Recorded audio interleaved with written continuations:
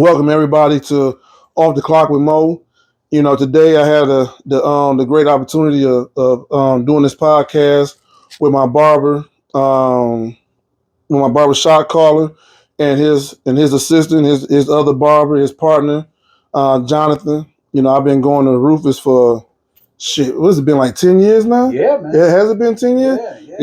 It really don't feel like it's been 10 years. I think you brung that up to me a while ago that it had been 10 years, and it don't feel like it's been 10 years. But then when I sit back and think about it, shit, I done had a few functions at the house that you done came by. Yeah, and time be fine, man. It's not waiting for us. No, it don't stop for nobody either. It don't wait for nobody, and it don't stop for nobody. Yeah. You know what I'm saying? And it's been 10 years. I remember when I first came to the barbershop, I was just driving by and seen a brother in the barbershop in Lincoln Park. Yeah, I'm like, well, shit. And that was one of the things too, man, that made me what I wanted to give is because we got a lot of people on the outskirts of the metro area of Detroit, and we wanted to offer them something that they didn't have to always come back into the city for. Because a lot of us out in the outer skirts of the borders, we wanted to have a business for us. Yeah. So I wanted to create a platform for us to have our own, because every minority had their own business where but we didn't have one in Lincoln Park, so I chose to bring that to the city. Yeah, man. That's what's up. I was just happy that you was in Lincoln Park, because I was actually going to a barber, in Taylor. But I got tired of driving from Ecorse. At the time I was living in Ecorse, and I got tired of driving to Ecorse to the barbershop, and then, you was right there, and then what ended up happening was COVID happened. Right. And then when COVID happened, then everybody went to the making appointments and shit. I got it at first with the whole appointment thing, because people didn't want to be in a barbershop with somebody else and get COVID, and people was dying, things like that. But then after COVID hit, they kept the appointments. And for me, myself, the barbershop is not a salon. You know what I'm saying? You don't make an appointment for the barbershop. Right. Sometimes you go to the barbershop just to talk shit. Right. You don't even get a haircut sometimes. Right. You know what I'm saying? Right. And we make an appointment and I'm the only one there, who am I going to be able to talk shit with? Who's going to put their 2 cents in me and the barber's conversation? Exactly. You know what I'm saying? Because that's the one conversation you don't mind. Old school barber is supposed to know. Yeah. This new way, new barbershop where you make an appointment, your barber don't communicate with you. Yeah. Your barber, he on his phone, he be like, "Did you book me on the app?" And he be like, "Man, I'm old school, man. I believe if a person take time out their day to make it to your establishment, you should be able to accommodate them whether they had an appointment or whether they walked in. That's why I continue to do walk-ins, because it's the relationship that you have and the time you took out your day to make it to me. Right. So I should always be able to come. What I look like telling you, "Oh, Maurice, you ain't make an appointment, but you drove all the way from work, work 10-hour shift, and I'm telling you I ain't taking no more clients." Yeah. That's to sound crazy, right, Jay? It definitely do. I feel like a barber is more than just a barber. Like a barber is a confidant. A Support. barber is a counselor, a therapist. Yes. A counselor. A barber is many things meshed in one, but you got to know how to work each angle. For people's to want to come to you and be comfortable talking to you about their problems. Yeah. And it's like my mentor said, it's about the relationships that you can build. The haircut don't even have to be that magnificent. Yep. No. It could just be about the conversation that I could have with you that I can't have with everybody else. Right. That I don't feel comfortable talking to with somebody else. And then, the relationship goes on. Yeah. Yeah. I meet your kids. I meet your wife. Yeah. I meet your family members. And then we become family. Yeah. The one thing, about a barber for me myself is that when I first come in there, all right, I want it like this. I want my haircut like that. But after so long, I can sit in that barber chair and you can just cut my hair.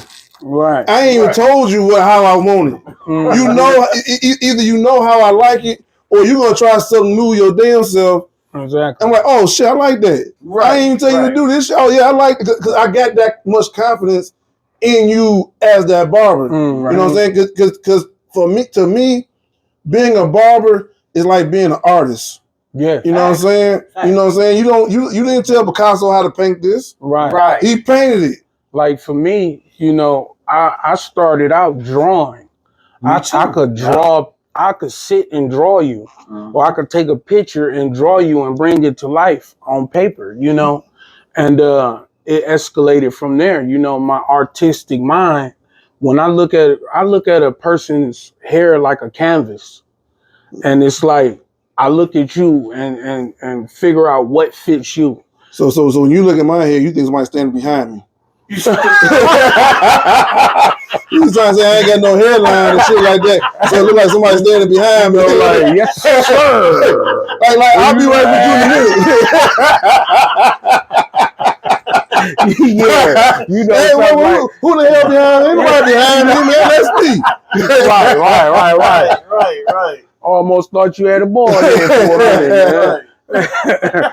But man, I thank you for letting me come on your hookup, man, and giving me an opportunity, you know, to express myself on your platform, man. And I want to give a thanks and a shout out to my mentor, man, Shot Caller, man. You know, this Shot Callers is a way of life, this thing of ours, man. It's a vibe, man. Right. It's a family, man. And you come to the shop and you get a good cut, you get good conversation, and you get just all around good vibes, good energy, you know, in the shop, you know. And I thank him for giving me an opportunity because you know, I was down bad, man. I was down bad. I really was, man. I ain't have nothing to look forward to. You know, I was just making my meetings, you know, in the program and sharing my story. Now, when you say meetings and programs, what kind of program are you talking about? How did we meet? You gotta go back, brother. Okay, well then. So let me ask you, before you was cutting hair, and before you was cutting hair, what was y'all doing before cutting hair? Y'all just been cutting hair since the day y'all started walking. Go ahead, Jonathan. No.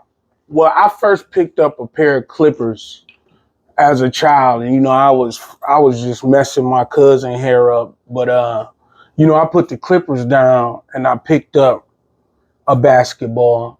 Then it went from a basketball to trying to figure out what they doing around the corner.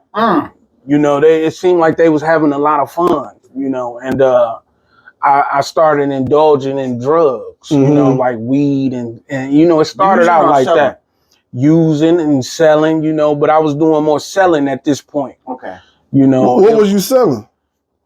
Yeah, whatever I could get my hands on, you know, weed, crack, you know, cocaine. What time? What year span was this? In the 80s, 90s, 2000s, 2010s? This was in the 90s. I don't know. Hey, look, I'm a young player. I'm a young player. You understand me?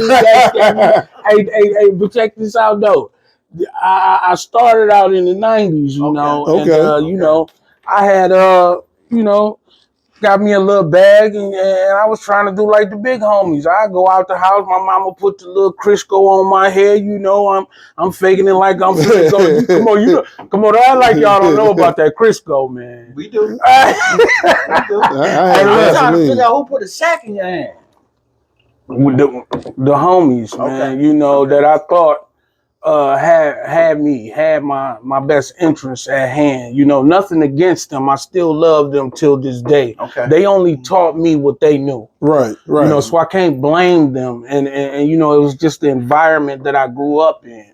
You know, that's what was going on. That's what was popping. Okay. You know, and I would leave out the house like I'm going to school, and I go right out the house to the dope house. Okay. And I sell my sack. How old were you since you said that you was leaving the house as if you was going to school, but you was going to the dope house? I was a young grasshopper. So how young was this grasshopper? Man. What grade were you in? Shit, man. I had should have been in. Right. I was in I would have to say around about the 9th, 8th grade. Okay. Up in there somewhere about the 8th grade, somewhere up in That's there. that titter-totter age. Yeah. Yeah, I was like 13, 14, Okay, somewhere up in 8th, 9th there. grade. You know, but I had a lot of older homies. You know, my neighborhood was crack infested. Yeah. So this is what I got groomed to do. Right. You grew up in Detroit? Yes, I'm from Sumter County, Alabama, but I came to Detroit when I was 1 year old. So basically, I'm from Detroit. What part of East side, west side? West side, you know, number streets, pound signs all day long. Shout out to my dogs. Okay. You understand me? Shout out to my dogs. Right. Yeah, number streets over there, Malice Green there, 23rd, 24th, 25th, up in there. You know, that's where I was bred at. That's where I came up at. You know, I till this day I don't hate nothing about over there. You know, I learned a lot. If I feel like if I wouldn't have came from that, I wouldn't be where I'm at now. Support that. So, you know, through the pain and the struggles and through the misinformation that I got, you know, I went through a lot, you know, because I carried that knowledge that I learned from them throughout my older years, which caused me pain. So let me ask you this. You know, when you said when you left the house, your mama thought you was going to school. You know, what upbringing did you have? Was your mama going to work every day? Did she have a boyfriend? Was the father in the house? What was going on to the point where you said, you know what, I gotta make a couple dollars? Because sometimes people just follow a fade, and then sometimes people do shit to survive. Well, you know, I ain't gonna lie. You know, I had rats and roaches as friends. You understand me? You know, I played with the rats and the roaches. You understand me? Mama did what she could. She made the best of what we had, and I never went hungry. But at the same time, struggling. See, I done been in houses with no heat. I done been in houses with no lights. You know, with me and my mama. You know, and her boyfriend, which I'm gonna go into that. You know, I came when I was 1 to Detroit. My mama was young, and she met this young guy. You know, rest in peace, Elmer Thomas. But she met him. Yeah, but he also was a crackhead. You know, and my mama, fresh from Detroit, she don't know nothing. You know, she green. Fresh from Detroit or Alabama? I mean, fresh from Alabama. Okay. She green. You know what I'm saying? And she met this man. And they was together. They've been together for until he died, about 30 years. Oh, okay. But you know, that's how I ended up in the situation I was in, with a lot of houses with no heat, a lot of houses with no water. I had to go to my friend's house to take a bath and things of that nature. So eventually, when you get older, you get tired of that type of stuff, and you're gonna try to find a way to make it happen. Right. And what I seen for me to make it happen, you know, I liked the big rims. I liked how they was dressing, and they had money.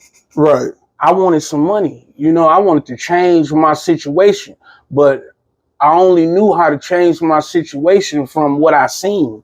So how long did it take for you to change that situation to where you had the clothes, where you had the rims on your car, to where you had, you know, a lot of everything that you saw that you wanted?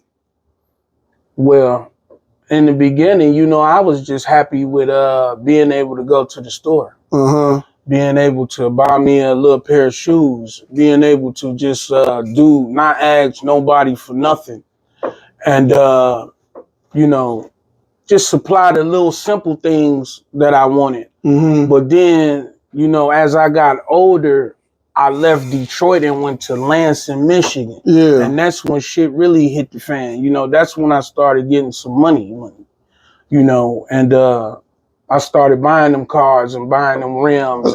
How old were you when you started buying them cars and buying the rims? Okay, I was, had to be I was like 17, 18, man. Oh, okay. Somewhere up in there, 17, 18, you know. And That's how that happened, and I was able to afford myself all those things. But all those things afforded me prison. But when you started affording them things, was you affording them things off of marijuana? Was you affording Oh them no, things off of? I was. You understand me? I was whipping it, baby. You understand me? Pyrex to the side. You understand me?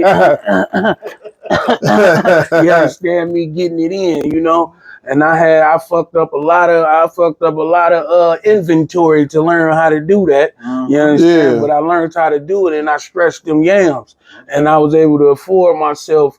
You know, I started out, man. You know, I took a Detroit mentality to Lansing, Michigan. Okay. And so that's where you got everything at, was in Lansing? Yeah. East Lansing or just Lansing? Just Lansing.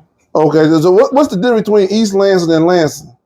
Well, East Lansing is more uppity. You know, they got a lot of rich folks that be in East Lansing, and you know, the houses are a little better and all that. But Lansing is like the hood. You know, you got Churchill Downs and things of that nature. That's where I was at. You know, shout out to them.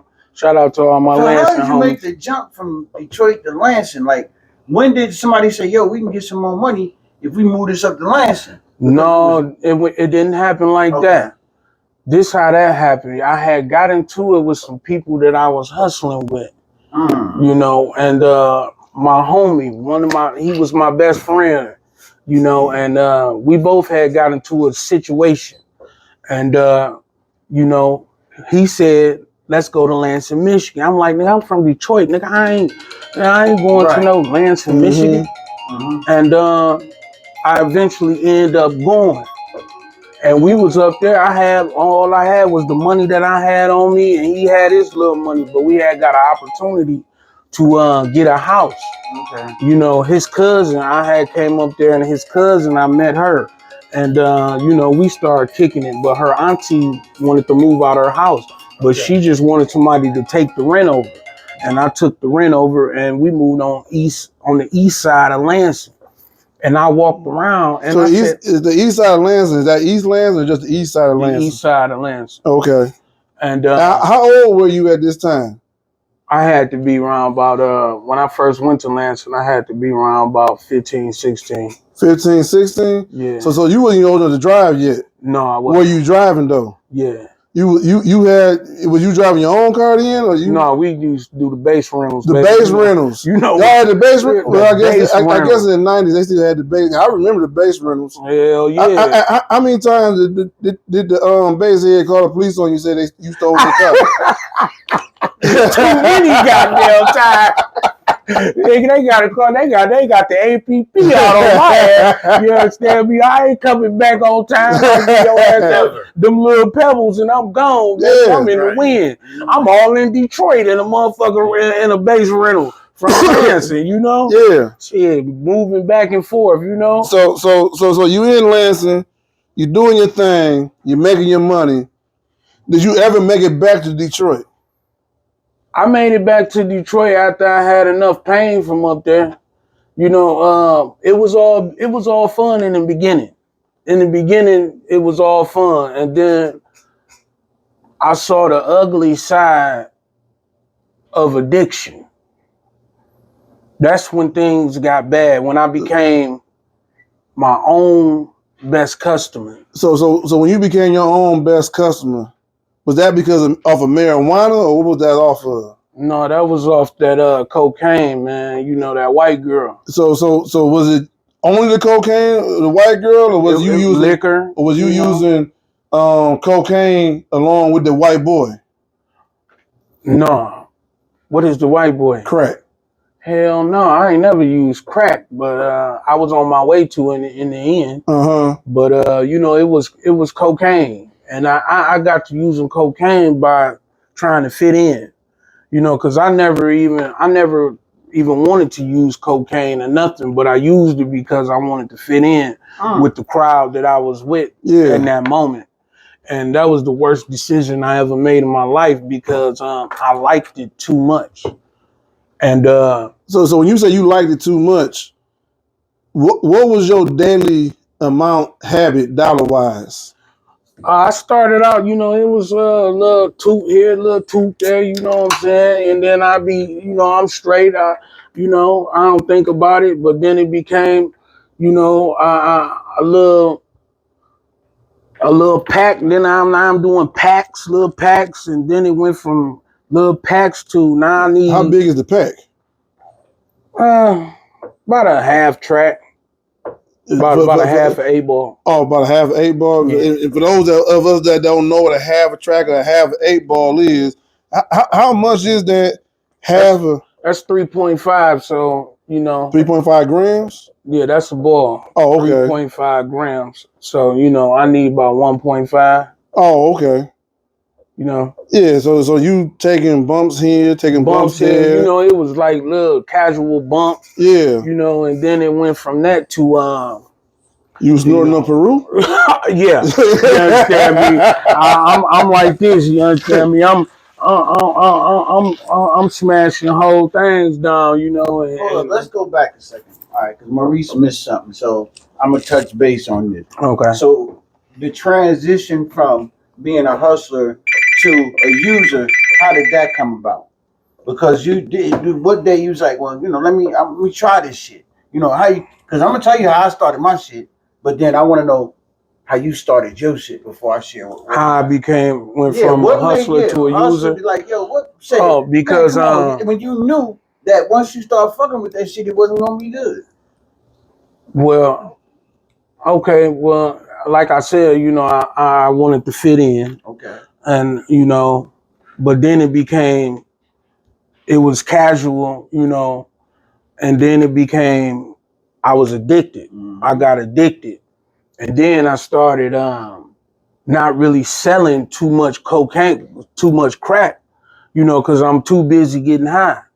And I'm renting rooms and I'm getting away from people. Now I'm isolated, just getting high. Yeah. You know, so the business side of it, you know, I transitioned from a hustler to, you know, a dope fiend. Yeah. So when you call yourself hiding, was you ashamed to be around people and use the shit? No, I got greedy. I don't want to share my shit no more. I want all of it to myself, and the only time you're gonna see me is when I'm trying to fuck you over to get some more, or I'm trying to buy some more. But me and you boys, we both out here hitting these corners. We both out here because you in Lansing, so I imagine a lot of people you dealing with is probably at MSU. You probably dealing with a lot of students, probably. I don't know. Was you dealing with students? I was in like the hood area of Lansing. Okay, so I'm dealing with straight up stomp down crackheads. So you got your boys out there with you. Y'all all out there selling this dope and shit like this. You end up getting hooked on the shit. And but you didn't. Were they using it too, or you didn't care if they knew you was using it? Nah, back in those days, this is in the 90s. I remember the 90s. Well, this the early 2000s. Oh, this early 2000s. Like, this cash money time. You know this juvenile and all that shit. Yeah. You know, 400 degrees. 400 degrees, bitch. What? I bust your ass up. We can go there when we're ready to mask up. You know what I'm saying? That type of shit. You trying to go treat your nose? Yeah. You trying to treat your nose now? You a dope fiend now? You got a lot of Jabos now. Yeah, you know that too. Yeah, but what was the question that you had? You was hired. You was going to hotels. Okay, you was hired and shit like that. In those early times, you know, you couldn't be around me unless you did what I did. You know. Oh, and if you still wanted to be around me after you seen what I did, you had to do what I did, because you're not finna go tell nobody that what you seen me doing, because nah, nigga, we did it. Yeah. You know what I'm saying? So it makes it harder for you to go gossiping about some shit without telling on yourself. Yeah, and you know, I feel a little bad about it now today that I'm conscious, got a conscious mind, but I turned a lot of people into dope fiends, you know, because on the account of them wanting to be around me. Right. You know, and that was one of my rules. You couldn't be around me. No, what was so special about you that everybody wanted to be around you? Because I always had a different type of mind. I wanted to hustle. I know how to make people laugh. You know, my character, and I'm an all-around good guy. But at the same time, I was on demon time. You know what I'm saying? You know, I get the shit popping. Right. You know what I'm saying? And that was a horrible way to live, but you know, I had fun doing it. So how long? Because you said this went on into the early 2000s, right? Yeah. Now, how long did you go before time caught up with you and you found yourself in somebody's courtroom, someone's jail, in somebody's courtroom, and needing an attorney? Needing a court-appointed attorney? I don't know if it's a court-appointed attorney or a Jewish attorney or. But yeah, I couldn't stay out of jail. See, it started out, you know, I was going to the county, you know, for a year here, 9 months there, you know. But then, you know, it's a such thing as county credits. After you use that shit up and you keep on catching little petty cases and petty little shit, you eventually gonna end up with a dead man's number. Mm-hmm. You know, my number is 443-284. I'll never forget that motherfucker. That's a dead man's number that they gave me. You know. No, you say dead man's number. What is a dead man's number? That means, you know, that number was way before my time. So inmate had it that died and they just recycled it right and gave it to me. And you know, so you did state time. You went from the county to doing state time. Yeah, to doing state time. You ever did federal time? No, I ain't make it to that. You know, I'm thank God I didn't. But you know, state time was enough for me. Right. I don't never want to go back to that place. That's a horrible place, and I really would love to help somebody stay away from there, man. Because you know, me myself, I lost myself in there. How many bids did you do? 7, and then I did 5 altogether. It equals up to 15 years. You did 15 years. Yeah. So between the years that you did that equal 15 years, how much time? How long were you out before you caught another bid? I did 7, got out, and was on the streets for like a month or 2, and went right back and did 8. Damn. So you telling me you basically did your whole adult life in and out? Oh, I didn't. My 20s, I didn't see none of my 20s for real. I only seen like a couple of you know months and maybe even a year or 2 out in my 20s. I did all my 20s locked up. But see, I only went in with 2 years. But it's a such thing called flops in there. Mm-hmm. If you don't, if you keep catching, you know, tickets and things, you know, and I was in there with the shit, man. You know, I'm doing shit that's non-productive in there to conducive to me getting out. So I did a lot of flops. I didn't come in with all that time. I did it off of flops. Yeah. By the time I realized I was about 29, trying to. I realized that you know, damn, I done all my 20s in prison. Wow. And I got out, but when I got out, I jumped straight off into a addiction with cocaine. Okay. That sent me, you know, to a dark place. So when you was in the facility, was you one of them that used while you was there, and that's why the disease was arrested the whole time while you be locked up, and as soon as you come home, you get right back. The only thing you can't get in prison is cars. Yeah.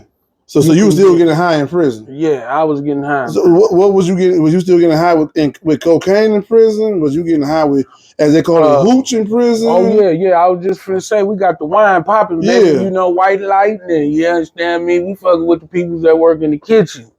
You know, we getting it in. You know, and my circle, we bought. If we didn't have our own, we bought all that everybody was making, and you know. It's just, I stayed drunk in prison. Sometimes I couldn't even get out of my bed, you know, fucked up. So yeah, that was a horrible time because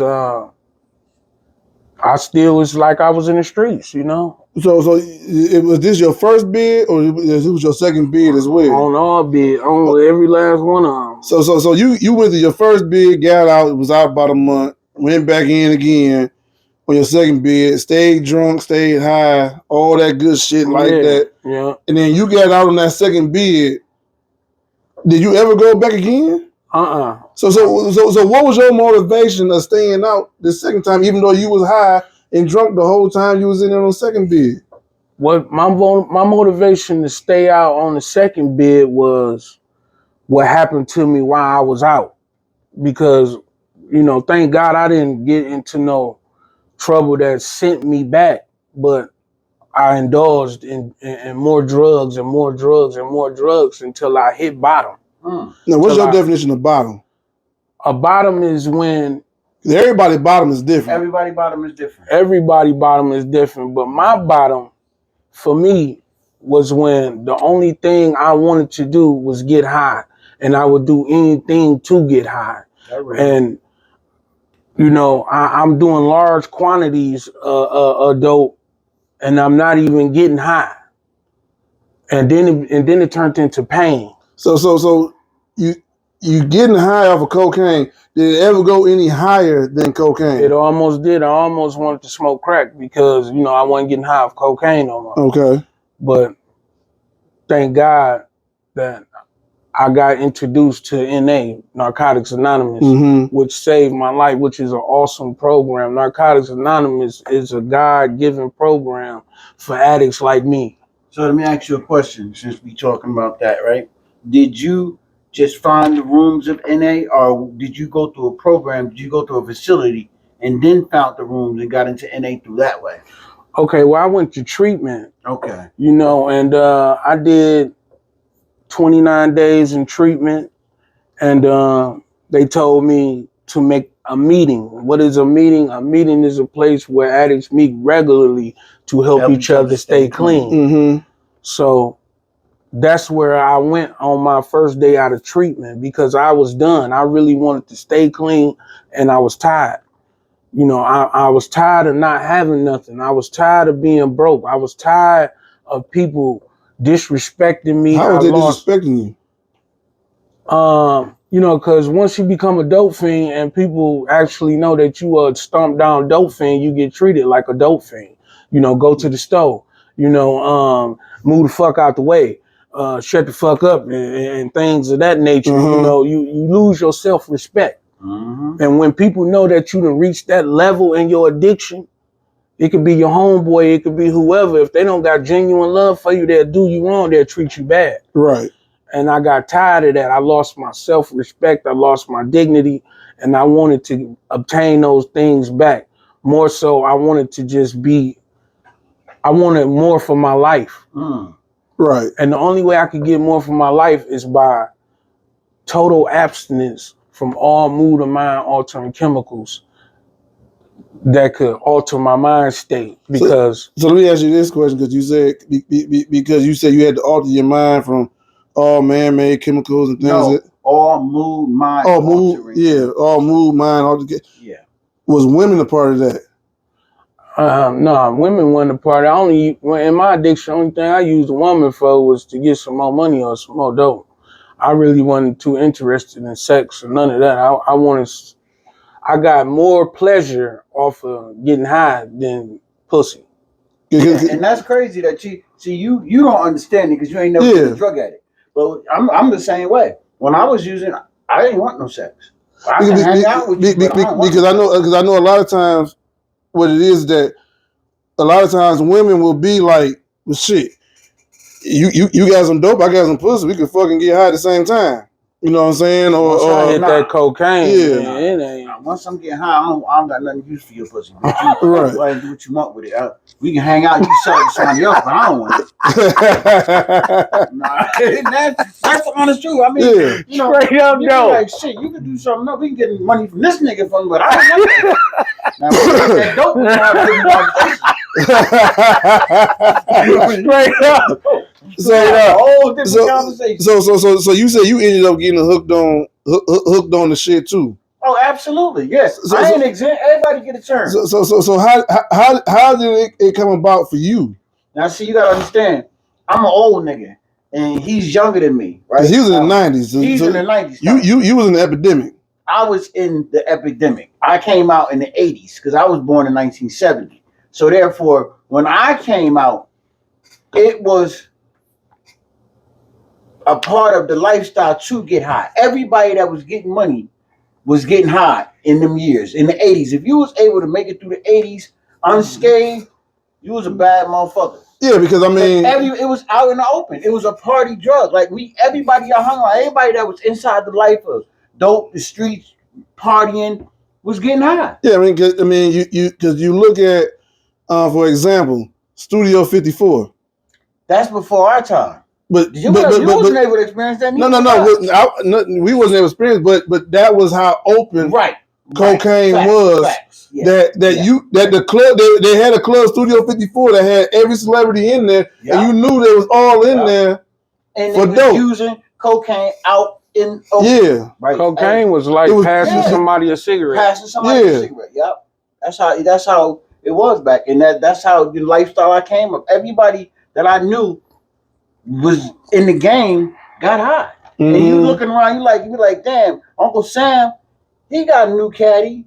Uncle Charles, he got a new caddy. Mr. Richards down the street got a new. All these niggas sold dope, and they all got high. Yeah. They all got high. You be like, how the fuck all these niggas out here? And it was like, coming someplace and just seeing people, everybody just passing around bills with cocaine in it. And I'm like, well, damn, what kind of shit is this? But then, you think back from the Superfly era. It was fun to get high. You think about the Scarface era. It was fun to get high. But before we get to that part with you, what was your upbringing like, though? All right. See, my upbringing was a little bit different from Jonathan. Not saying it was too far different. I was second, third generation project kid. Okay. My whole family, we all grew up in projects. So, I'm originally from New York. Right. The New York, New Jersey, tri-state area. I came to Detroit later on in life by way of my dad. My dad moved out here, and then I started coming to Detroit in the 80s because I ended up catching a situation, but we'll get to that. But I grew up on the East Coast. You know what I'm saying? So my story in my thing is a little different. You know what I'm saying? It's all basically the same. It's one thing about the life of drugs. Only thing changes in the game is the people, the place, and the time. The game stays the same. Whether you in Detroit, whether you in New York, whether you in New Orleans, whether you in LA, the game stays the same. Support that. Only the players change. That's it. Yeah. Only the players change. That's it. Even the time, everything stays the same. You might know what you're talking about. Yeah. Everybody thinks all this shit is new. It's not new. It's all recycled and it's all be done. We didn't create shit new. Now I created some shit new. Look, I somebody created before your motherfucking ass. Now that is a promise. I created some new we talk about this all the time, right? We could be sitting in a meeting and you'll hear another motherfucker talking about your story and be like, how the fuck I thought I did this. Yeah. But me growing up in projects, I didn't have to go out and get my own evidence. I didn't have to choose to be in the street because I was an isolated project kid. Mm-hmm. I was that good kid from the projects that mother worked hard. Then, the era we came up, Maurice, is everybody plays sports. Oh, yeah. Everybody plays sports. Yeah. We wasn't into that video game shit like the new era is. Everybody plays some kind of sport. So, I stayed in sports. I was one of them kids that we played every for you to put me on punishment is make me stay in house. Mm-hmm. Us, we had to be outside. And when you went outside, there was always something going on. We riding bikes. We playing touch. We playing football. We don't put a baseball game together. Yeah. Straight up. That's what we had to do. Yeah, we always. That's what we had to do. So, I was that kid that was locked into the sports shit. Growing up, I didn't go left until I got into my later years. Mm-hmm. But all growing up, my early years was all tied up in sports, having fun, being an athlete. Because, now it's so many ways to escape poverty. But our era, either you're going to be an athlete Yeah. Or you gonna be stuck in the ghetto. Yeah. That was the only way out. You know, because I was talking to a friend of mine not too long ago, and you know we was talking about boxing. You know what I'm saying? And the one thing about boxing that don't exist too much no more now is the heavyweight division in boxing. The heavyweight division carries boxing. You know what I'm saying? It used to carry boxing. Yeah. Because when you ain't had no money, that's what you did. Right. You could box your way out of poverty. Yeah. Right. Absolutely. But now anybody that's 6'5" and taller, maybe even 6'3", can get a scholarship to basketball or football. Right, so that's why you don't see the heavyweight boxers today that you had yesterday. With no athletic ability. Yeah. You know what I'm saying? That's the difference between the day. But go ahead. So, you know, with me, I was always in some kind of activities, man. And it was crazy because I always, before I picked up a drug, I was always an adrenaline junkie. I always liked it when people called me crazy. So I would do anything to make people call me crazy. Anything. Like what? Any motherfucking day. If I get the bike and they pile the bike up on the 5th floor on the projects and they made a way to jump off, I'm doing it. Damn. You know what I'm saying? And it was like, I got off on that adrenaline of just doing anything crazy. Like, you know, and we had a rec center across the street that had a ring in it. And in the ring, you know, all the kids from the projects, we went there and learned how to fight. I would fight any fucking body. I didn't give a fuck if he was big, small, crazy, but I didn't give a fuck. And you could whoop my ass, and I'm gonna keep fighting. Every time you see, I'm gonna jump in the ring with you. You know, I was that nigga. We started hanging out, and we get into some shit. I'm gonna go start the shit. And this is without drugs. I was shit started. I'm gonna get the shit started. Because you're going to gas me up and you're going to be like, go do that shit, man. You can do that shit, bro. And I'm going to go do it. Because I got off on people calling me crazy. I liked it when people said I was crazy. You know what I'm saying? So, you know, the sports, for me, I always play football because I like the contact. I like the aggression of the game. Yeah. I started fighting as a juvenile because I liked the conflict of the game, and then I realized I was good at fighting. So, you know, my trainer used to always tell me, like, come on, you can get him up out of here. And me, with my sadistic ass, I would torture him through the whole 3 rounds when I could have been into this fight in the first round. Oh, wow. I would torture his ass and just so I can punish him. You know, I was kind of, I was in the sports too. And as a kid, I used to be super quiet. Yeah. But I used to love playing basketball. And the basketball court used to be my stage. I would talk the most shit to any and everybody and get you out your game where now you want to fight me. Right. That's normal back then. Yeah. That's normal. And the crazy part is that when I wasn't on the basketball court, you wouldn't hear a peep from me. Until you got on that motherfucker. Until I got on the basketball court. It was time to do your thing. I would talk the most shit, and then I would bag it up with the shit, and then you would want to fight me. Wow. You know what I'm saying? But that's our era, Maurice. We fought for everything. If we playing football, if we playing basketball, if we outside cracking jokes, if we were playing marbles, somebody gonna end up arguing. It's gonna turn into a fight. Yeah. Every time. You know what I'm saying? And then, you know, our era was, you can start that shit in school in gym class, and after gym class, you gonna fight me after school. Everybody meeting up at a certain age. I never cared for fighting, but I could always carry myself. You know what I'm saying? Because people would think that I would be so quiet that I couldn't. Yeah. Until, all right, now I got to fight. Now you got to. Now I got to fight. Now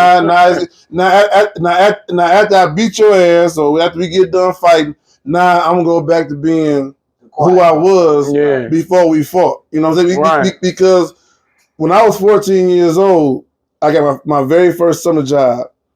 In my very first paycheck, I bought a set of boxing gloves and 2 mouthpieces. And we ain't have a ring. We just fought on the grass. Right. We just With the boxing glove. If he stepped on the sidewalk, Yeah. That was the rope. You got to bring your ass back in. Right. Right. And the police would come around. I grew up in Taylor, and the police would come around. And they would just watch us. You and Taylor doing that shit? Yeah. And they would just watch us. They would just watch us box. Right. They would just watch us box. I don't know because they was getting something out of it, or because they were like, well, shit, these kids ain't on no bullshit or whatever it was. Right. Boxing is a sport. You know what I'm saying? Yeah. And they would just. We ain't had no ring. We ain't had no rope. All we had was grass and sidewalk. Exactly. And that's all I did was I would box. I would, fight and things like that. I was good at it, at least from the street aspect of it. Okay. You know what I'm saying? I was good at it. I think I knocked the motherfucker forward one time. Knocked him forward? Yeah, and not the only time you go backwards. Right. Knocked the motherfucker forward one time. Forward shit. Damn. But that's crazy. There was some good times. Growing up, I don't have no regrets. That's why, when I think back to the choices when, I chose to become involved in the streets. Mm-hmm. I didn't have to do that because I had so many outlets. Like I said, I was an adrenaline junkie, so I always was into sports. Then I was introduced to BMX. Mm-hmm. You know what I'm saying? Like I started riding bicycles. I started doing wheelies. We all started doing wheelies. You had pegs on your bike? Yeah, I had pegs on my the bike. front end of the bike? I had a mag bike. And you had handbrakes? And I had handbrakes. I ain't had no handbrakes. Man, no. I ain't had no pegs. We started out because, once we had started fucking with the bikes, we from the project, so, we used to all ride up to the suburbs and steal the white boys' bikes and come back and build our own shit. And then I realized I had started getting cool with the white boys because, like I said, I always been crazy. So when I found out that they had a half pipe up there, and I was a half pipe. Like a half pipe is what you see in X Games. Yeah. It's them little things where you be they riding. They shoot up. Okay. They do a little trick. Yeah. They come back down. They go to the other side. They do another little trick. Yeah. So that's once I seen that shit, I was like, man, I want to try that. Mm-hmm. And then I realized I liked it. That shit, man. I really, really liked it, man. Then I realized I was good at this shit. Right. So then, I started leaving the hood, going to fuck with the white boys. I leave when football season was over. Not only did I ride bikes all through football season, so I was playing football, riding bikes, going to the boxing gym. So, my legs was crazy. My stamina was phenomenal. Mm-hmm. How old were you during this time? I started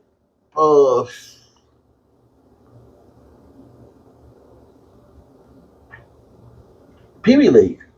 I first started playing football in Pee Wee League. And then you got to the bus, and then you got to the BMX at what time? BMX, it came shortly after that because when we was going to football practice, I used to ride my bike. And we used to always be doing little tricks before we got there. Like in between football practice, we'd be fucking with the bikes. So then the days that I wasn't playing football and when the season started to change, I was heavy into the bikes. Yeah. But I've always played sports. I played high school football. I raced BMX. I started out just doing, going to the races and shit like that. Mm-hmm. But then I realized that I enjoyed doing the tricks more than racing. And you was doing like them real, like... Yeah. And how long did you do that for? I did that up until I was like, right before I turned 18. And then when you hit 18, then what happened?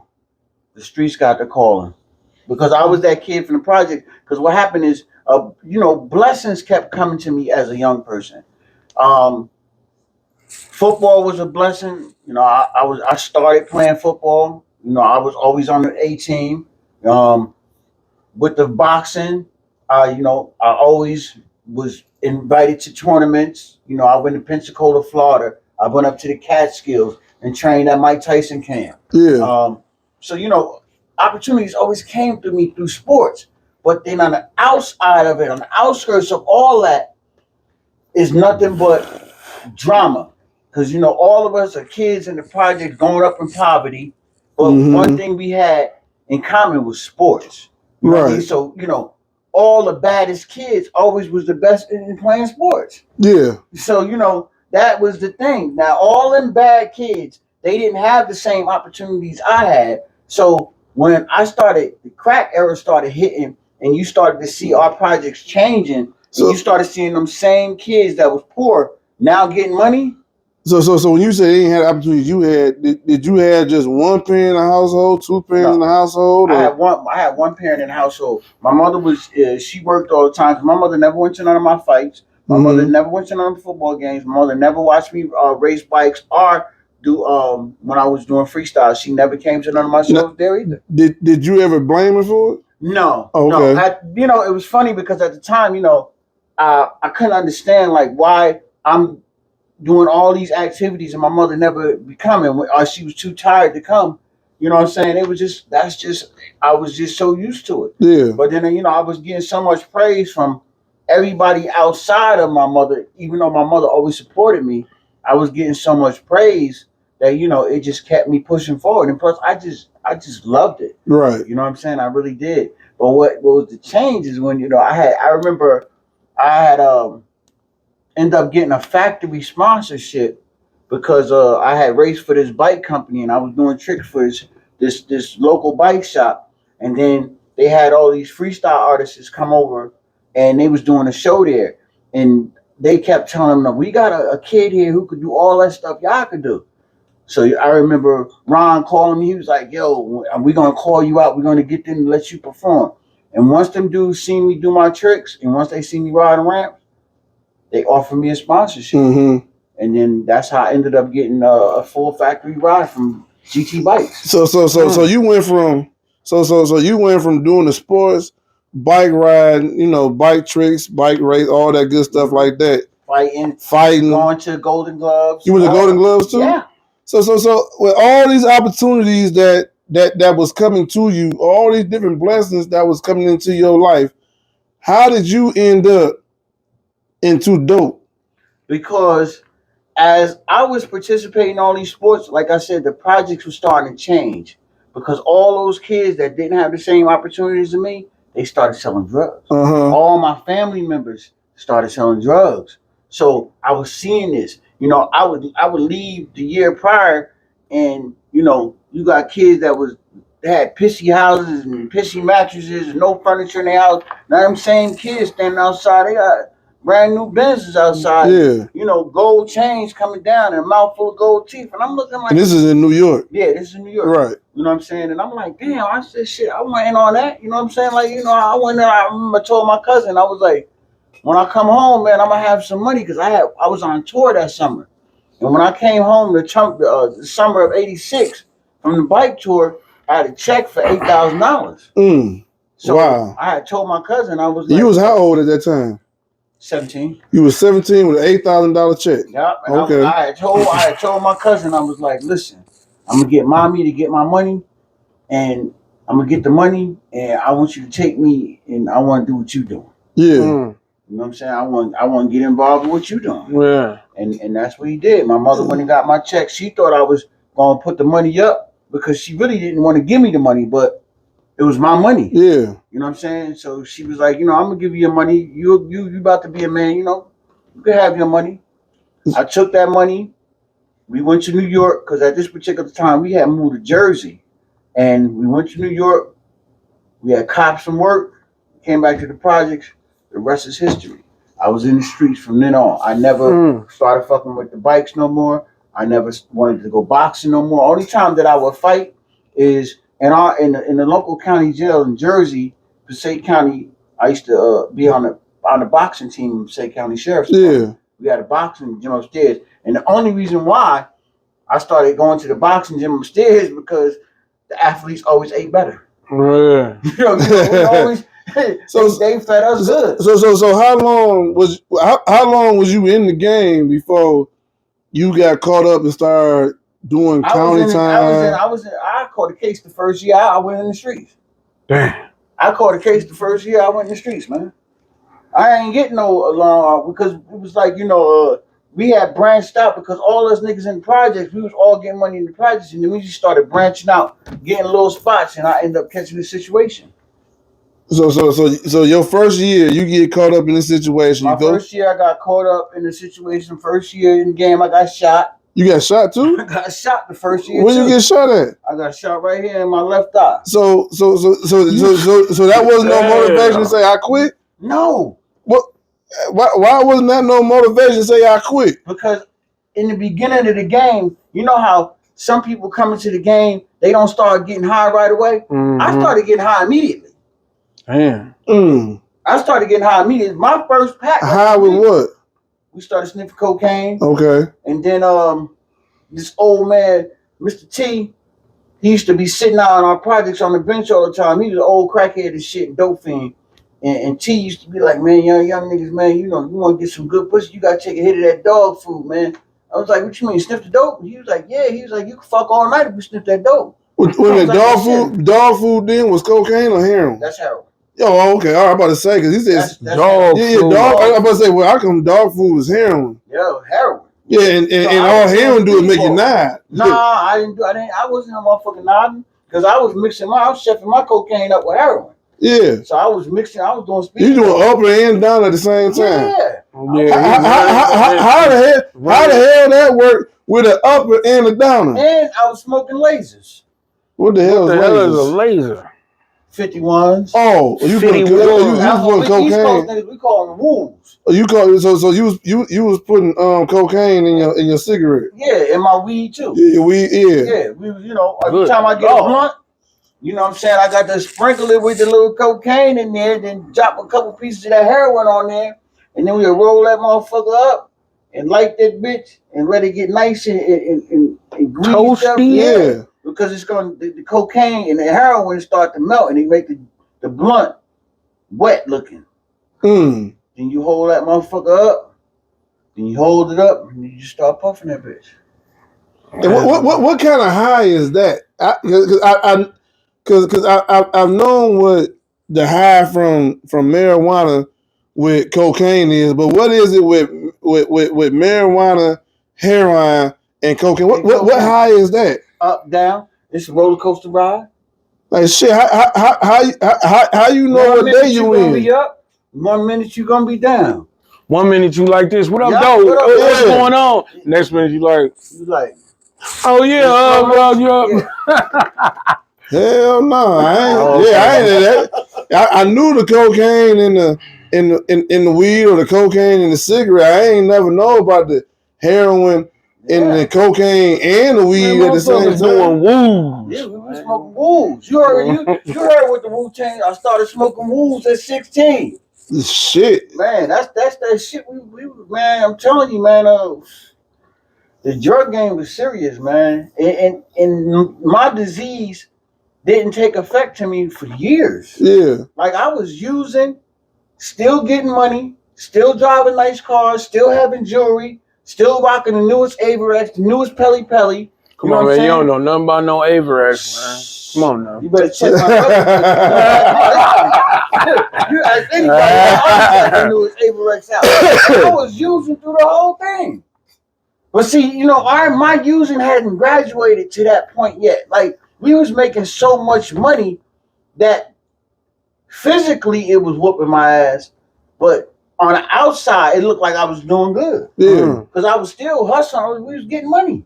You know what I'm saying? It was a team of us. We was all getting money. Then when we started hitting the highways, we was getting money. So you say you in your first year you went to jail. Mm-hmm. You got shot. You own dope. On dope. And the end part of it was what was your rock bottom? When I became, and it's funny because when I got clean from heroin and cocaine was a year after DMX came out. I'm slipping, I'm falling. That had to be like in the early part of 98. 98? Yeah. I remember that used to be like my favorite song. Yeah. It wasn't because I was getting high. Shit. I ain't had no job. I ain't had no money. R.I.P. to the dark man. I had hit rock motherfucking bottom as far as like shit. Now I ain't had no job. I wasn't working. I was married. My kids. I had kids. I didn't know what I was gonna do next. And DMS came in there I'm slipping and I'm falling. And I can't get up. Mm-hmm.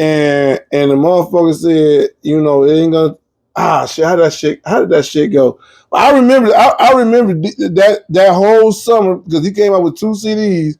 Right. And it was the slipping and the falling, and I can't get up. And that song motivated me to want to do better. I was getting drunk. I was drinking. I was smoking weed back then, and my motivation was real low back then. Back then, my motivation was real low till I listened to DMX. You know, it was slipping and falling. I can't get up. Then it was the other song with him, the song with Damien. Oh, Damien was talking to him on his shoulder. Yeah, when Damien was talking to him on his shoulder. Damien 1, 2, and 3. Yeah, I think that was 1 and 2. Still right here, shorty. Yeah, told you I got you. Told you When the faggot nigga shot you, Yeah. I'm gonna hold you down, and I mean that for real. But every time I fuck with you, I end up after the kid. Yeah. I'm like, shit, you know what I'm saying? And a part of that was like, God damn, this motherfucker is right. Because this motherfucker is on my shoulder telling me to do stupid shit. And I got another motherfucker on my shoulder telling me, you got shit to go for. That was a battle between him and because it was because the second one he did was with Merlin Manson. Mm-hmm. That was the second one he did. The second one he did was with Merlin Manson. You know, and that shit really motivated me to start. I never really got into selling drugs. I used to smoke marijuana. I used to smoke cigarettes. I used to drink. Smoke cigarettes. I used to drink cheap ass liquor. I used to drink cheap ass. What kind of cheap liquor? He ain't fuck with them plastic bottles. I was drinking Parmesan. Oh, you had Nick Rock Bottom. I was drinking Bumpy Face. Paul. You talking about gin? Yeah. Seagrams? Yeah. Bumpy Face. Yeah, I was drinking that shit. You know what I'm saying? You was fucking with the Irk and Jerk? Yeah, E&J. Yeah, Easy Jesus. Easy Jesus. Yeah, you know what I'm saying? I was doing shit, shit like that, you know what I'm saying? And I had hit like for myself, I had hit rock bottom. You know what I'm saying? I had a wife, I had 3 kids. Shit, I ain't know the fuck. You had 3 kids at what age? Shit, it was in my. I had a stepdaughter. Then my actual oldest daughter was born in '98, and I moved to Belleville in 2000. So I was living in the project with my stepdaughter. With my stepdaughter in 96, 97. My daughter, my actual oldest daughter was born in 98. So in 99, we moved from Taylor, from what used to be back in the day, Pine Ridge, which is now the Pines, to Belleville, out at what's them damn apartments name out there? Parkwood. Mm-hmm. Parkwood off of Haggerty and Tyler Road. Yeah. You know what I'm saying? I ain't have shit, nigga. I ain't have a pot to piss in or a window to throw the motherfucker out of. You know what I'm saying? You talking about having your lights turned out. You know, we had the lights turned out where we had to run a extension cord from the bathroom window to our neighbor to plug the motherfucker up to get some type of power somewhere in the motherfucking house and shit like that. You know, to the point to where is on Christmas one time. This the part that really had me like pissed off as a man. Where I had these 2 white women, it was a mother and a child, come in my house for Christmas and give my kids gifts. Damn. Because I couldn't give them shit. I ain't have a job. I ain't know what the hell I was gonna do. And they gave my family Christmas gifts because I couldn't give them shit. And that shit motivated me to the point to where I enrolled for college. You know what I'm saying? I enrolled in college. Didn't know if I was, they said you gotta do 4 years. I'm like, God damn, it's a long ass motherfucking time. And in those 4 years, I didn't think the shit was gonna change. Shit ended up changing, and little by little, life ended up changing for me. You know what I'm saying? And in that time that life, your story just like mine. I'm in school right now. He found NA, and he just did it because it was the best thing for him. Yeah, right, you know what I'm saying? And I mean, everybody don't have to find the program of NA to change their life. But but the crazy part about the whole NA shit is that after I finished school, got my degree, I used to work at a juvenile facility. What you went for? I went for criminal justice. Oh, okay. And I was in a juvenile facility, and in the juvenile facility, they had every pod every pod in the facility had therapists. Right. And I used to take that shit in as free therapy. Because therapy costs a lot of goddamn money. Hell yeah, it costs money. And they would have therapy work for the kids on a regular basis every single day, where you had to sit around in a circle and tell your stories and tell yourself about your. This is the only way the kids can move up in the program is to tell the truth about themselves. Right. And I used to take that shit in, and I used to tell the truth about my damn self. Wow. I used to take the shit to the point to where the kids used to tell me, "You take your job too serious." Wow. Because I'm taking the shit in. So you was a juvenile CO? Yeah. Okay. But I was a youth worker. I wasn't a CEO because the CEO was a security. Okay. So I would sit there with the kids 24/7. Right. And I would take this shit in. And even though I never did no time like these are kids that you see that's gonna rob somebody, that's gonna stole some shit, that's even killed somebody. Right. Trouble too. You know what I'm saying? Or even rape people. Wow. You know what I'm saying? And you can't have you gotta have a non-judgmental mind on this shit. Right. Because I can't come to work every day and look at you as a juvenile and say you ain't shit. Right. I gotta look at you and say you could be better. Yeah, you got at the same time, I gotta look at myself on my own situation and say, I can be better. Right. And that was my way of being better by taking all this therapy work in. These therapists didn't know they was working on me. Right. They never knew they was working on me. Right. I knew they was working on me, but I never told them they was working on me. Right. And I took the shit in. You know what I'm saying? Because you had a lot of people in my position, all they wanted to do was fuck the hoes that was in there, get as much pussy as they could while they was in there. Me, myself, while I was in there, I'm trying to get better. Yeah. Because the shit is free. Exactly. You know what I'm saying? Therapy. It's free therapy. And they would have people from AA and NA that would come in and talk to these kids. Yeah. And even though I wasn't in there for AA or NA, shit, nigga, this shit is hitting me too. Yeah. Right. You know what I'm saying? This shit is really hitting me too. I'm like, God damn. Yeah, this is my story too. I just wasn't doing the shit that you was doing. Only difference between me and you is you got caught. Right. I didn't. Right. You know what I'm saying? The only difference between the two is that shit, it ain't no difference. Right. Shit. I'm just want to take this shit in and make it and be a better person. Yeah. So when you said slipping and falling, I can't get up. Yeah. That was a part of it. I had slipped and I had failed and I tried to get up and kept falling. Right. But eventually I got up. But God put you in a position to where you could get some help and some money at the same time. Right. You got help from your job. Yeah. And it truly helped you inside so you could change, whatever was going on with you, because the more we hold things in, the worse it get, Oh yeah. It's best to get it out. That's what NA helped me do. I be able to tell anything that's going on with me. I be honest and I get it out, and then you get some help. Yes. You don't know where your help could come from. You got help from some juvenile kids. Yeah. That's why they say you don't know where your help could come from. You don't. That's why you had to keep an open mind and not judge now one of them, because you got help from them at the same time. It's crazy because I got the help from them. Yeah. You know what I'm saying? Had I never dealt with a juvenile facility, I may still be out here thinking that I'm the best thing since sliced bread, per se. Or you might could have got one of these seats. Yeah. Anything. Just any of that shit. You know what I'm saying?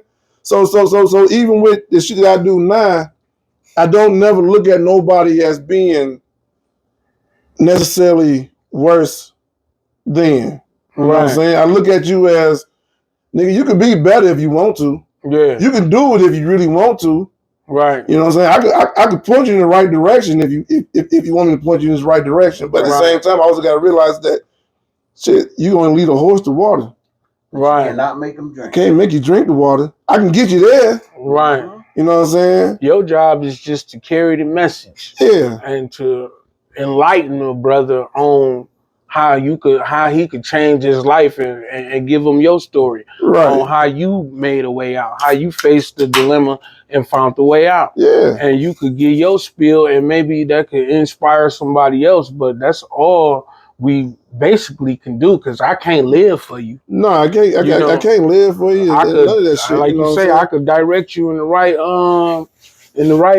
right places. But it's up to you. Because you may have did your time in prison. You did your time in prison. I mean, I did no time in prison, but I did time in my head. Right. You know what I'm saying? I did time in my soul may have did some time. Yeah. You know what I'm saying? Because I wasn't right. Right. You know what I'm saying? In a whole lot of shit. You know what I'm saying? I may have did shit. Theoretically, I may have did time from my 30s to my 40s. Yeah. You know what I'm saying? 10 plus years or so. From made up prisons that you know built in your head. You know what I'm saying? I don't know how much time did you end up doing?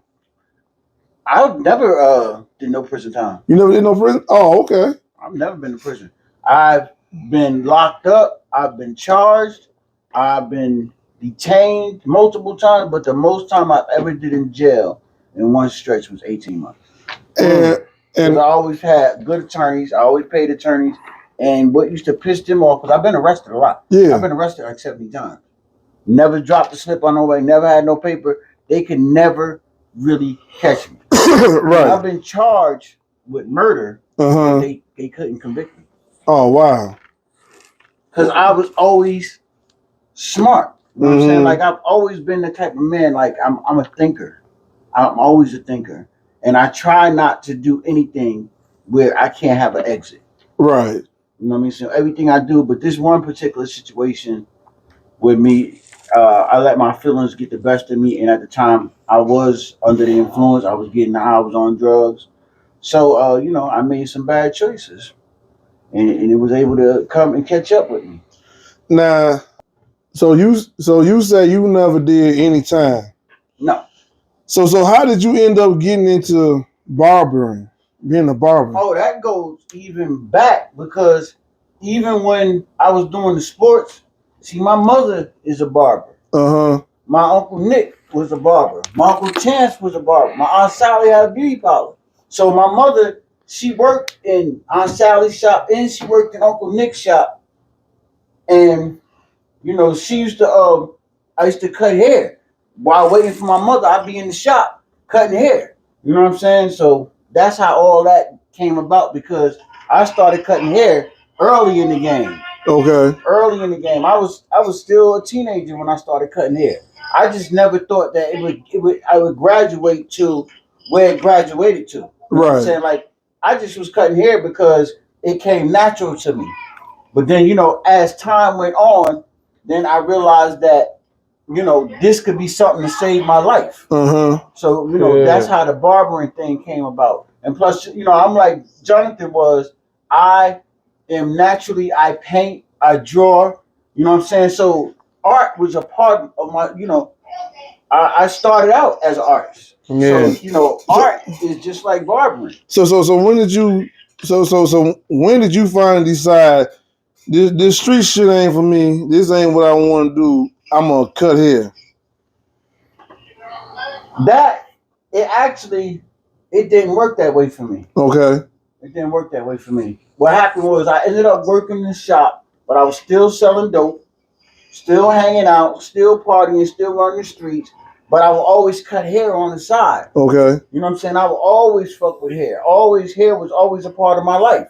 But then what happened was, as I started wanting to make changes in my life, I realized that the barbery could save my life. Yeah, for real. Because I could still be connected to the streets. I could still hear what's going on in the streets. And I can keep my street cred without being in the streets. Right. So that's when I started making my transition into being a legitimate person. Oh, okay. All right. Okay. All right. No, I mean, like I said, man, from the first time, I came into the barbershop, maybe not the first time, probably like the third or fourth time, because I think it was a young guy that was trying to cut my hair one time. When I first got there, he didn't necessarily know how to cut hair before I started, before you started cutting my hair. Right. I think it had to be a young guy. It was a young kid. He had like a little mini fro or some shit like that. In the bar, in his barber. Yeah. Yeah. When I first, because if this is 24, I worked with the juvenile. I started working with the juveniles in 14. Yeah. So yeah. So it had to be like 14. It had to be like in 14 or 15. You know, and I don't think he knew how to necessarily cut hair. And then that's when you started. That's when I came in. You started cutting my hair because I was almost on the verge of saying, "Man, fuck this. I'm going back to Taylor." You know, He was that bad. That's not that he was that bad, but I want to say it had to be. I want to say it had to been like his professionalism along with the haircut.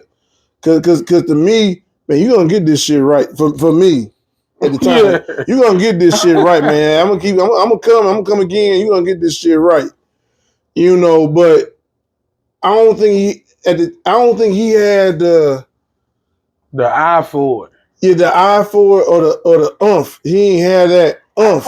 This is what I call it, because, you know, it's the temperament of the business. You know, you could have somebody that could be a good barber, and I've seen it.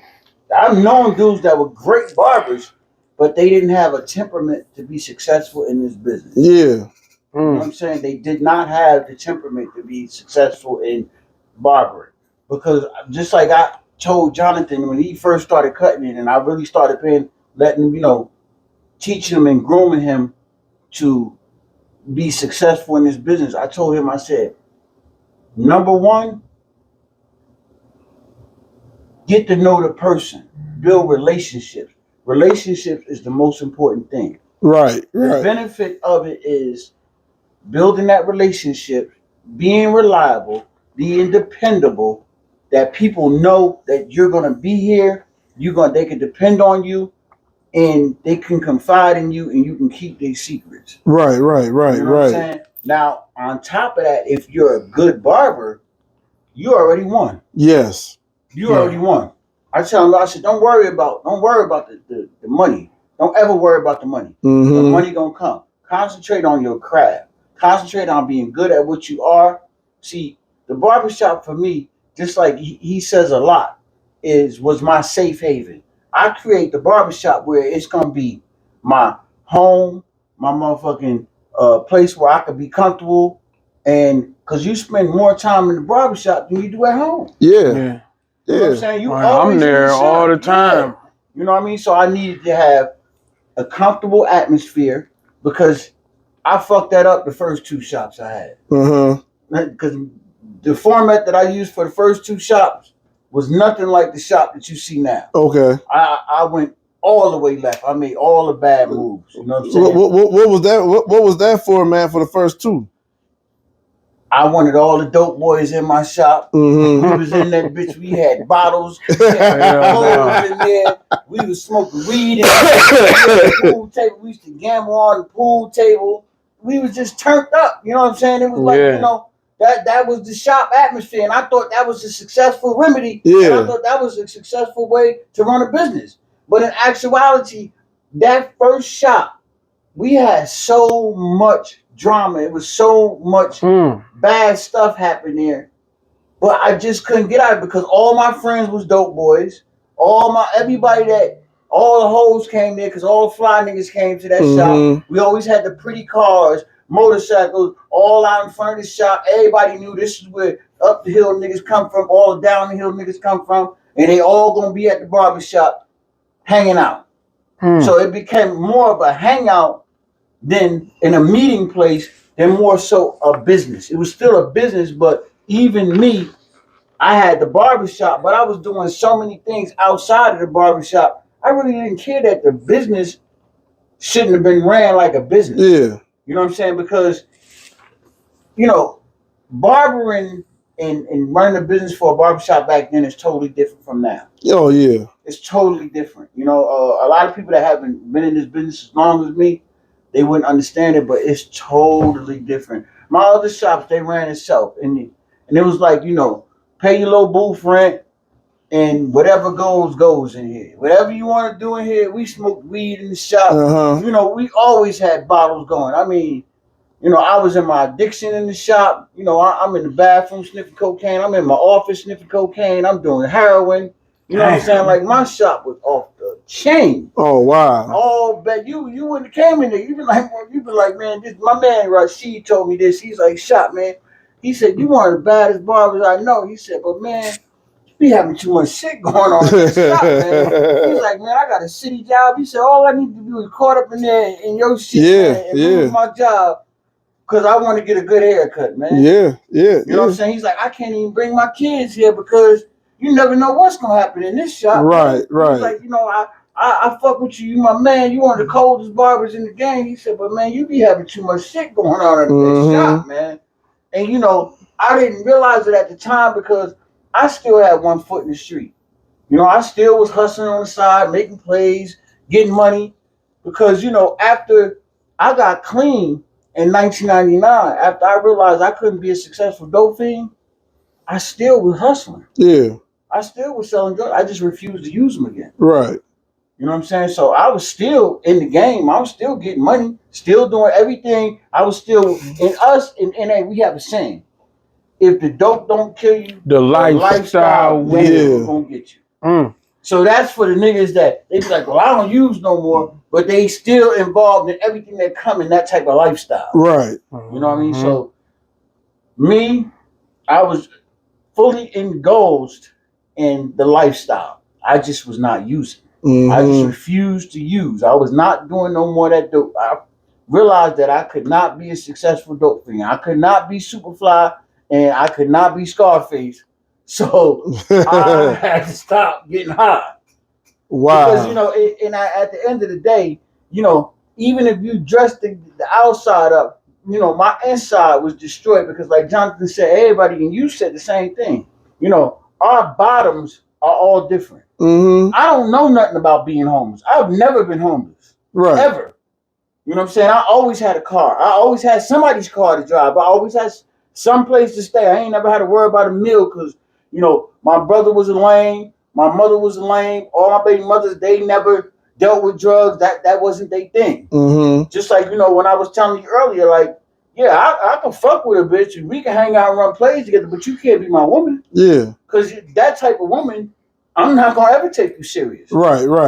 When I want some pussy, I'm going home to the lame bitch. I don't want no street woman. You know what I'm saying? When I get my shit together, I'm going home to a chick that ain't in the street. Yeah. You know, that's what I always had. Every chick that I ran the streets with, party with, run plays with, you know what I mean, shot moves with, that was never my woman. You know, I always look at the barbershop, you know, from a kid to the day, man, I always look at as a barbershop as a safe haven. It's supposed to be a safe haven. That's all I, you know, looked at the barbershop as a safe haven for me to come in there and talk whatever shit that I need to talk, and then leave, and then next time I come back, do the same thing all over again. Yeah. You know what I'm saying?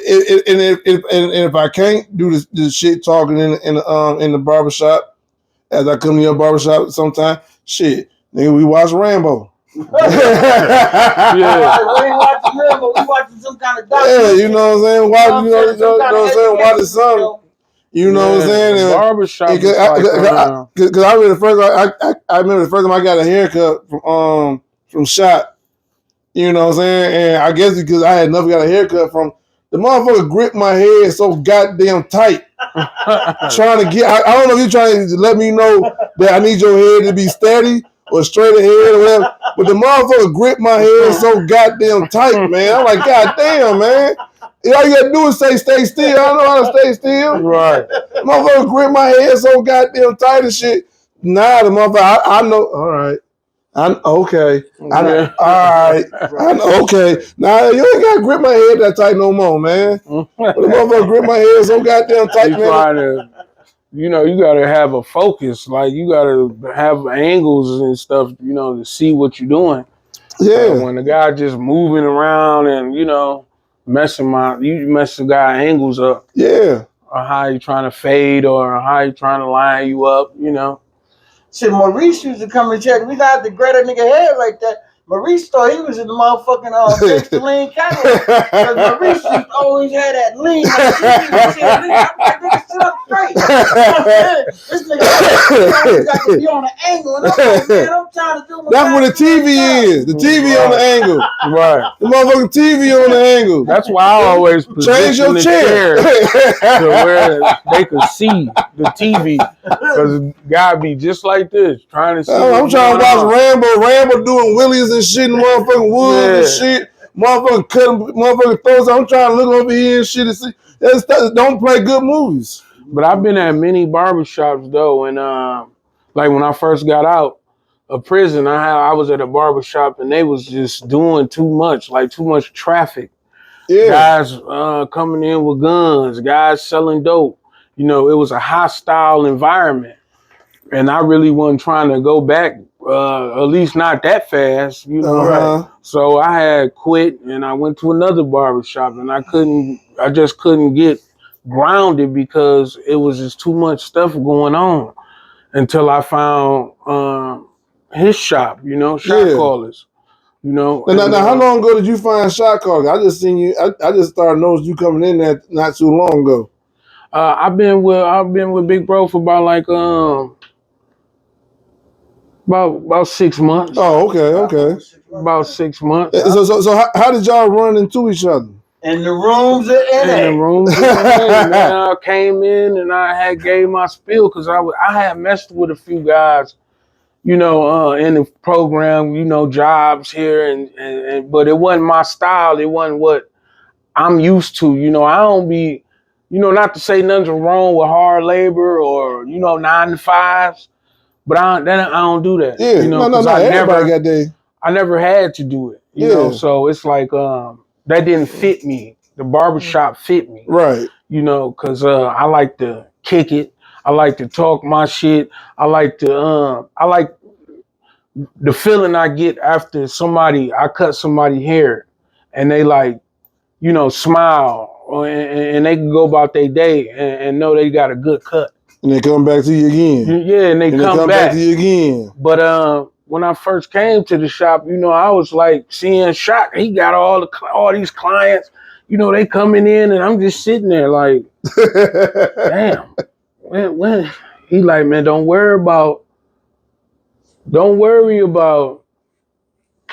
everybody. Worry about the person that sit in your chair. Right. Don't worry about, you know, how fast you do somebody here to get to the next person. Mm-hmm. Worry about the person that's in your chair, do the best job you can. When I came in, I had one pair of clippers, some cheap ass designer clippers. I had a pair of walls, all cords. I'm got cords everywhere. I'm looking like I'm doing surgery. You know, like I'm a doctor or some shit. You know what I'm saying? So the progress that I have made, you know, it's like, you know, I got all professional clippers, 4-5 pairs, and you know. So let me ask you this question. Let me ask you this question. Coming from where you come from, dealing with what you have been dealing with, and even some of the smaller adversities of even starting off as a barber. How do you feel about yourself today? Man, how I feel about myself today, I feel like my life has changed tremendously, man. Like, you know, without the use of drugs and all that stuff, man, I can think, you know, I could take care of myself. I don't got to ask nobody for nothing. You know, God has truly been good to me, man. And I'm thankful for it, man. You know, like today, I got a program to where, I'm in college, you know, I'm working hard on that. And I have a safe place, a good place to do it at the barbershop. Right. You know, I'm at the barbershop every day doing my homework and I'm cutting hair. If I ain't doing that, I'm at a meeting, you know, getting my spiritual maintenance done, you know, and today my life is just productive, man. And it's filled, I'm filled with joy and happiness. You know, I have separated myself from all the bullshit. You know, I love my peoples. I love everybody, but I just can't. I can't be around. Right. Because I can't be involved in certain activities. You know, I really just want to stay focused, and Big Bro has gave me the opportunity to do so, man. He more so I say my mentor, but he more so like a father figure to me too, man. Right. You know, like a father, man, because he give me guidance. You know, and if he don't co-sign my bullshit. Now let me ask you this question: when the last time he told you fucking up? The other day when he had to pay for the sign, when he had to pay that what goddamn sign. What happened with the sign? Man, listen, man, that goddamn sign is my nightmare, man. Cause I be trying to rush to a meeting or something, you know, and I lock everything up and do everything, but I leave the sign outside, you know, the advertisement sign, and he'll send me a picture with some smiley faces laughing, talking about, yep, you done it again. And you know, it charged me $10 to when I do that. But it's more so about discipline. It's not about the money, yeah. It's about a discipline thing, you know. It's about, because, you know, in Narcotics Anonymous, they tell you to get with somebody that believe in you and your recovery and want to help you in your recovery. And that's what I found. You know, he believes in me and want to help me. So that helps me, you know. Yeah. He see my path, which way I'm going, you know. And I'm gonna have my own one day. That's right. And I need to have a sturdy ground. Right. Some structure for my own. You know, I'm so glad that, you know, he don't be having bullshit going on at the shop, because that's what I be wanting to do at mine. You know, just like I was talking about how I grew up, I thought everything that was taught to me was the way everybody lived. Right. So when somebody looked at me crazy or told me I needed to change, I thought they was fucking like, what is you talking about? You know, so it's like he giving me the right playbook. So do you see yourself? How do you see yourself as a person right now today compared to yesteryear? I see myself as a person. I see myself as a person with some that got some respect about himself. I'm courteous. You know, I'm real good with people. You know, I'm real good with making people feel comfortable, loved. You know, people coming to the shop and I make them feel good, you know, and Big Bro always tell me, like, man, you good with people. Yeah. You know, on my Facebook, you know, you could look on my Facebook and see, like, you know, what type of person I am. I'm good with always been like a little actor, you know. So, you know, I like to do little shit on Facebook, but as a person today, man, I think I'm a stand-up guy, and from way back when, I'm glad I'm not that person no more. And you know, to ask you, Shot, how does it make you feel, either on the inside or the outside, that you have a person that's saying that you not only is mentor, but at the same time is giving you the flowers that he thinks that you deserve? How does that make you feel on the inside? It made me feel good, but what it is it's my job. I have to give back what was so freely given to me. You know, in NA we have a saying. It's called the gift of recovery, and it's a gift because everybody don't get it. Right. You know what I'm saying? It's a true gift because there's so many people that want to get their life together, but they never get it, and they die in active addiction, or they become part of the statistic and end up in the system, and they don't cross the finish line. Now they ain't got their Timberlands tied up, and you know their life is over as they knew it. Right. So you know when somebody is giving me flowers for what I'm doing, I'm grateful for it, and I you know I'm glad he looked at me that way. but it's my job to give back what was freely given to me. I have to give back because the only way I can keep what I got is to give it away. Giving it away. You gotta give it away. You That's know, how you keep your blessings, man. yeah, I believe that anything that you do, you gotta pay it forward. You gotta pay it forward. So whatever shot has done for you, somewhere down the road, you got to do the same thing for someone else. Don't I tell you that all the time? You just don't know who you're gonna do it for yet. I don't know who I'm gonna do it for, but my turn it's gonna be your turn.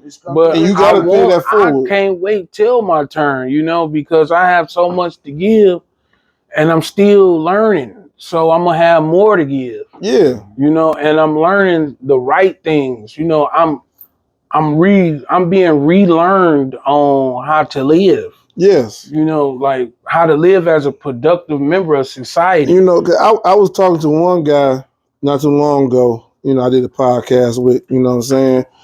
And we all got that, we all gonna pass away one day. Nobody never gets to this life alive. Mm-hmm. You know what I'm saying? So you're gonna have your begin date, you're gonna have your end date. Mm-hmm. But what the most important part of that's gonna be? Is that dash in the middle. That dash in the middle of your born on date and your end date. The most important part is gonna be that dash in the middle. That's your life. Right. That dash is your life. All the dates is I came in this world on this date, I left the world on this date. But that dash in the middle is gonna be your life. And what did you do with that dash? What does your life say about you? Yeah. It don't matter how many mistakes you made in your life. It don't matter how many times you fucked up in your life.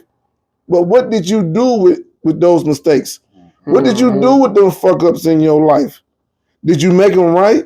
Did you make them better? Did you make somebody else's life better? Right. Did you help improve someone else's life? You know what I'm saying? Because life ain't about what you do for yourself. It's about what you do for others. Right, exactly. You know what I'm saying? Fuck what you do for yourself. Ain't nobody never gonna remember what you do for yourself. Right. But if you did something for me, I'm gonna remember that for the rest of my life, and somebody else is gonna remember that for the rest of their lives as well. You know what I'm saying? So don't worry about what you did for yourself. Worry about what someone else did for you. Worry about what you did for someone else. That's the part that makes you who you are. You know what I'm saying? Even though they say there's no selfish people in this world, we're all selfish. Because we get some shit out of that shit. You know what I'm saying? He getting some shit. Shot is getting something out of helping you turn your life around. It may be a smile on his face. It may be whatever it is. I'm getting something out of this. Yeah. You know what I'm saying? And sooner or later, it's gonna be somebody's gonna walk in your world that you're gonna be able to change their world. Yeah. You're gonna get something out of that. You know what I'm saying? So it's not that you're being selfish in a negative way. You're being selfish in a positive way because you making a change somewhere and you feel good about that shit. Yeah. You know what I'm saying? I do. You get something out of that. Yeah. You know what I'm saying? So don't worry about when it happens. It's gonna happen. He ain't know you was gonna be in his life in 1970. Right. In 1970, he ain't see you in his life. Right. 75, he ain't seen you in his life. 85, he ain't seen you in his life. 86, he ain't seen you in his life. He just saw you in his life 6 months ago. Yeah. You know what I'm saying? And that's what it is. And you're gonna do the same way somewhere down the road too. Yeah. I'll try to do that. I'll try to do that. Try to help somebody else out in their life somehow. How, I don't know. The good part about it is this though, as I pay attention, because I'm very observant, and a lot of people, since I've been around, a lot of people have came around. Yeah. Guys want to cut hair, but they don't want to pay attention to game. They don't want to listen, like he'd say, just sit here, just stay here. You know what I'm saying? Be patient. Mm-hmm. Everything he's told me thus far has came to fruition, man. Yeah. So I feel like why try to fix something that ain't broke? A wise man told me a long time ago, walk slow and drink water. Walk slow and drink water. Walk slow and drink water. All right. Because if I fill this cup up right here full of water and I walk fast, what's gonna happen to the water in this cup? Fall out. It's gonna spill out. But if I take my time and I walk and I sip it, how much is gonna fall out of it? Not that much. Walk slow and drink water. Exactly. Take your time. Be easy. Shit, life don't stop for nobody. Man, shit don't end either. Exactly. You know what I'm saying? So take your time, man. The shit is coming. But you know, on that note, you know, I like to thank everybody for tuning in on another episode of Off the Clock with Mo. You know, I hope everybody got something out of this. You know what I'm saying? I know I got something out of this. This has been something, one of my better podcasts that I've done. You know what I'm saying? I've learned a lot because I ain't know much of anything about the two of y'all before today. I thought I knew a couple things, which I did know a few things, but I ain't know everything. And I learned something, and those that's watching this, I hope you subscribe to it and you like it because you learned something just as well. Tune in. Tell them again. Tune in, baby. You know what I'm talking about? You fucking with Shot Caller, Bless Hands to God, and Mo. We getting to it, man. All you gotta do is tune in. Stay tuned. There's more stuff coming. Tell them again. There's more stuff coming. Is more coming, baby. There you go. Shot Caller. Shot Caller. The Shot Caller brand. We taking this to the next level. Hey, this thing a vibe, man. Yeah, it's a vibe. This thing of ours, man. We like the mafia, baby. You understand me? Shot Caller. We ain't killing each other now. We ain't killing each other. we the good mafia. We bring you in. You know, so thanks everybody for showing up.